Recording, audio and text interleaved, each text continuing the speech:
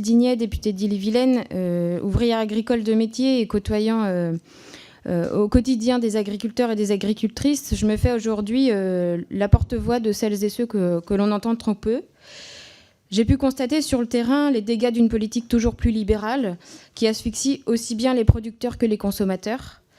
La crise sanitaire a montré l'importance des paysans et des paysannes français pour nos concitoyens. Un métier d'utilité publique dont la valeur du travail n'est pourtant pas garantie. Aujourd'hui, beaucoup d'agriculteurs et d'agricultrices vivent sous le seuil de pauvreté, bien plus que pour les autres métiers.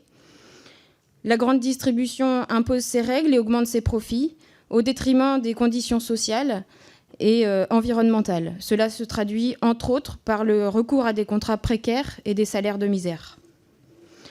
Assurer une rémunération juste et stable des agriculteurs et des agricultrices doit être une priorité, car c'est la condition absolue du maintien d'une agriculture familiale, nourricière, compatible avec les contraintes écologiques.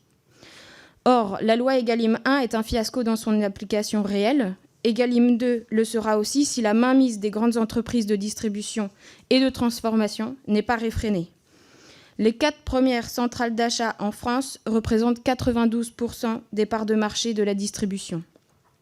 Elles sont incontournables pour des milliers de paysans et peuvent leur imposer des conditions de rémunération indignes.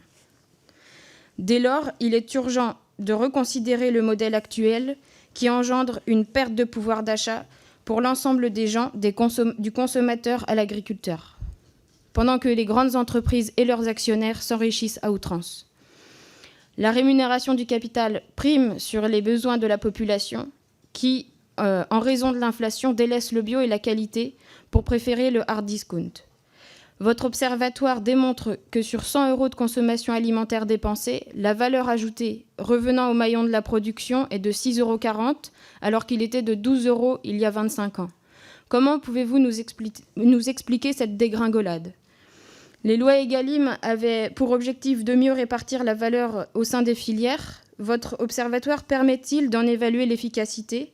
Car les prix apparaissent toujours aussi volatiles du fait de la dérégulation des marchés. Merci.